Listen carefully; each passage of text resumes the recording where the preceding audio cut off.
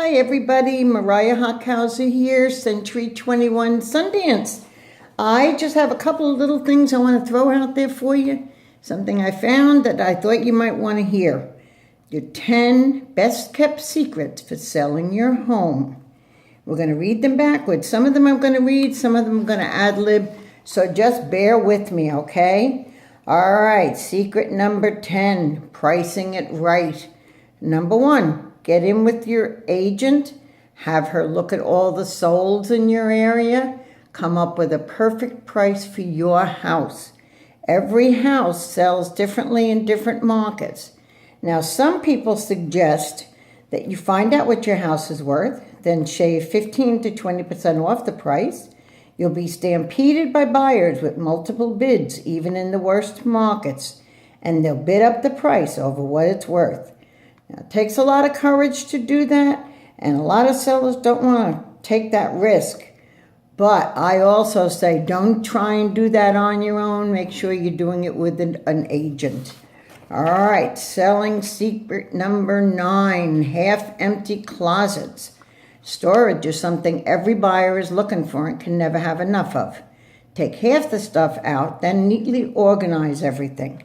Buyers are going to snoop. They're going to be in and out of your closet. So make sure that they look nice and neat. Let them see the potential that they have for themselves. Selling secret number 8, light it up. Maximize the light in your home. After location, good light is the thing that every buyer cites they want in a home. Clean your lampshades, increase the wattage of your light bulbs, cut the bushes outside to let in the sunshine. Do whatever you have to do to make your house bright and cheery. It will make it more sellable. Selling secret number 7. Play the agent field. Well, of course, that's number 1. You're going to choose me. But one of the reasons you're going to choose me is because I'm going to make sure I know what's going on in your area. I check the MLS every day. I drive around. I knock on doors with homes for sales by owner because I want to see what's on the market. I want to see what you're up against. So when you're out there looking for your agent, make sure that they're out there working for you and not just for themselves. Selling secret number 6, conceal the critters. You know, there's nothing like, what do they say? A man's best friend is a dog. But not everybody loves pets, and not everybody loves every kind of pets. And some people are afraid of pets. And some pets leave an odor. So, keep your pets where they should be, away from your potential buyers.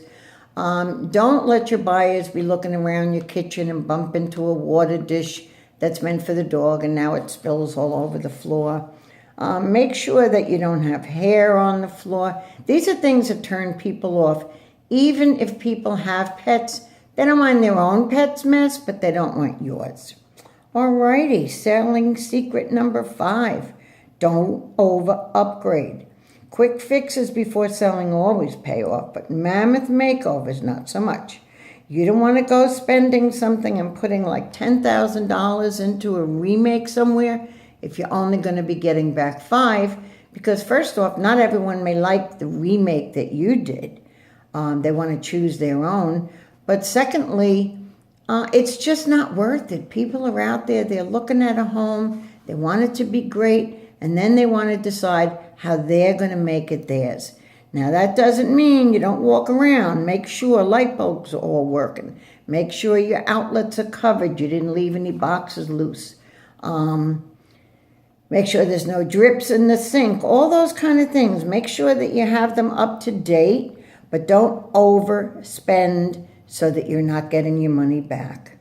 And selling secret number 4. Take the home out of your house. One of the most important things to do when selling your house is to depersonalize it.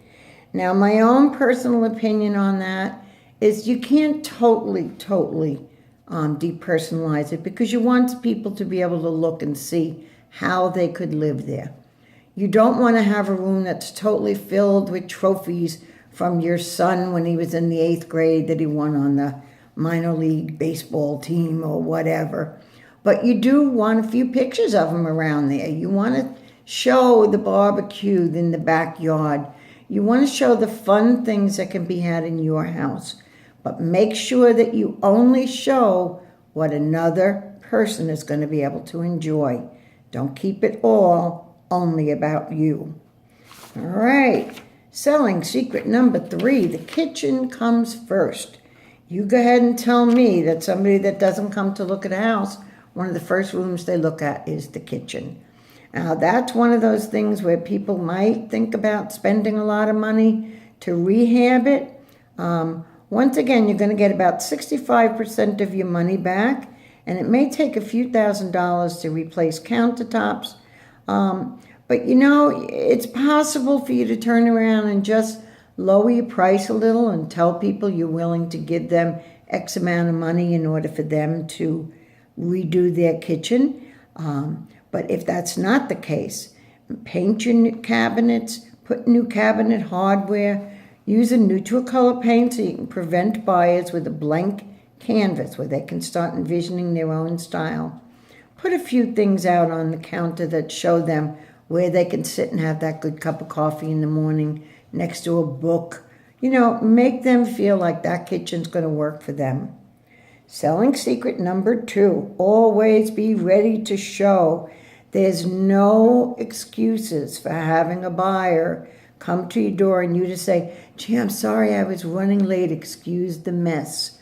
Or, oh, my kids had a sleepover last night, excuse the mess. There's no excuse. When somebody comes in your house to buy, they are expecting to see the best house that they can. That's what the agent has offered them, and that's what you as the seller want to make sure that you're offering them also.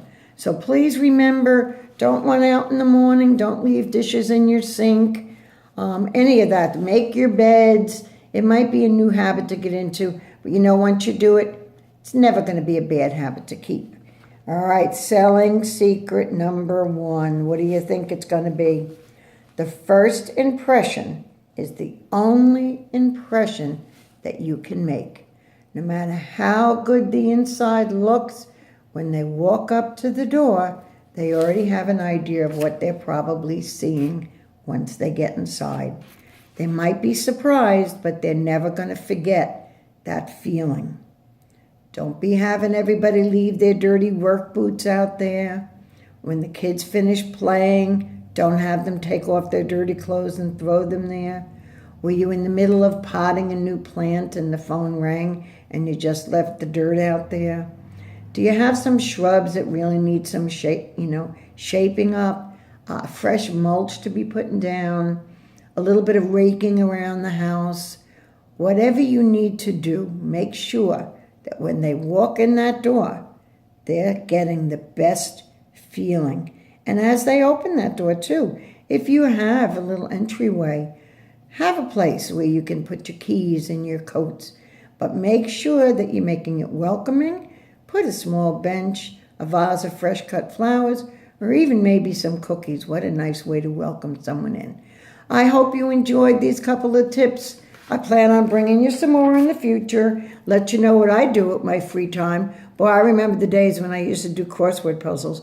Now I look up real estate things. So anyway, it's Mariah Hockhauser, Century 21 Sundance, 917-364-1549. Give me a call if I can give you any tips.